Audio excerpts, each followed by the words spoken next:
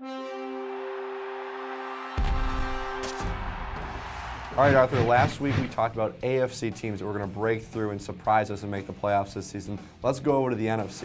In the PFW preview guide, we got two teams that did not make it in 2011 that will make the postseason in 2012 in the NFC, the Eagles and the Bears. But it's not fun to say they're both going to make it, so let's argue here. You say the Bears are a better chance than the Eagles. Go ahead and make your argument. Yeah, I think the Bears are the most attractive team that will get in this year, wasn't in last year for a number of reasons. I think the biggest one is what they've done to surround Jay Cutler. We know that this team was on a mission last year, had won 5 straight when the wheels came off. Cutler went down for the year. Clearly they didn't have any type of backup plan at all. So what do they do this offseason? They go reunite Cutler with his best buddy, Brandon Marshall. They get rid of Mike Martz, addition by subtraction there. They're going to hopefully avoid getting their quarterback killed with less 7-step drops. They also went out and drafted Alshon Jeffrey. I think that having all these better weapons is really going to help him. And we started to see the best from Cutler in a Bears uniform. I think he's going to carry that momentum into this season. Oh, that offensive line here is looking really good too. They made a lot of additions there, didn't they? I think Mike Tice is going to be able to help that unit. They're going to be a little bit better than people think. I don't think they're going to be all-pro caliber across the line or anything, but I think they're going to be good enough to protect Cutler, who's shown his toughness during his time. Well, I'm glad that you're optimistic about that group. I am far from optimistic about that offensive line being that much better than they were in the past, and I think that's still going to be a problem for the Bears. Looking over to the Eagles, obviously they're in a tough division, but you look at what that team has in terms of talent. I mean, you can argue that team has more talent than any team in the NFL. Obviously, it was a struggle last season. They were far from the dream team, but that's a team that won 4 in a row to end the year. Give Juan Castillo a full offseason with that defense. Nnamdi Asomugha, that secondary, I think is going to be very good. You look at adding D'Amico Ryans to the linebacking core. Already had a pretty good defensive line. You add Fletcher Cox in the draft. I think the Eagles are going to be the team that clearly makes playoffs. And the Eagles are going to win the NFC East and could be the NFC's representative in the Super Bowl. They're loaded, you're right. They were loaded last year when we said they were maybe the most talented team in the NFL. So I just don't think, we learned that nothing is guaranteed. Sure, it takes time to mesh and all that, but you talk about the Bears' offensive line. Of course, the Eagles suffered a huge blow of their own, losing Jason Peters, arguably the best left tackle in the game.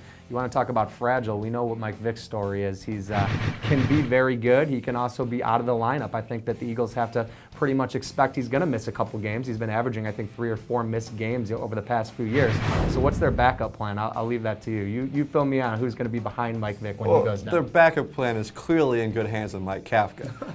And I'm a big fan of Mike Kafka, and I think they obviously like him. They kept him there, and they drafted Nick Foles. Maybe Trent Edwards will step in if they need him to. But I look at these two teams, and if we're going to talk offense here, obviously you go with the Eagles O-line. I'd take LaShawn McCoy over Matt Forte. I obviously would take Deshaun Jackson and Jeremy Maclin over the Bears wide receivers. I'm going to take Brent Selleck over the Bears, going with Kellen Davis, kind of an experiment there at tight end. I'm going to take Vick over Cutler, a healthy Vick I will take over Jay Cutler. I know obviously there are durability issues, but down the line, that Eagles offense is better than the Bears defense, than the Bears offense, and I think the Eagles are going to score a lot of points this year. If Vick stays healthy for 16 games, there's really no reason the Eagles aren't going to win the division. That's just such a huge if, though, and I'm going to go the other direction. I'm not going to take Mike Vick, who has shown, I guess, glimpses of being an NFL quarterback, but hasn't done it for 16 games, versus Cutler, who's shown that he has the athletic ability, and beyond that, because Vick has that too. Cutler has the quarterbacking skills to be one of the best in the game. I don't believe we've seen that from Mike Vick yet.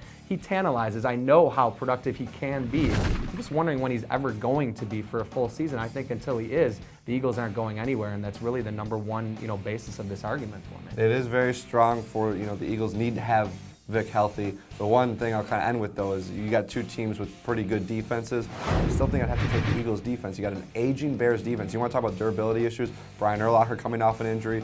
You look at the defensive line, had some issues as well. And that pass defense for the Bears was not very good last year.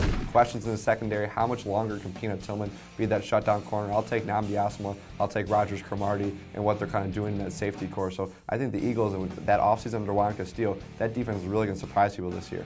He makes some good points, and I won't argue with the Bears' window starting to close. Certainly they're aging. Certainly they had some problems rushing the passer. We'll see if Shane McClellan's the answer there. I do think if they can do anything more up front, it's going to help the secondary. They also went and added Kelvin Hayden. I expect him to compete with Tim Jennings. Corners are going to be better. The safeties, hopefully with another year of experience, are going to be a little bit better. So you're right. It's two good defenses. Dominique Rodgers-Cromartie, I love Asomugha, but I'm not sure if he's any different than Vick, where we see all the immense talent, and the kid just hasn't been able to put it together yet. So two, teams that the arrows are pointing straight up, but I'm still pretty confident with where I stand in this argument. No, we can argue about this for hours, but we can agree that both teams do have a very good shot to finally break through and make the postseason. Absolutely.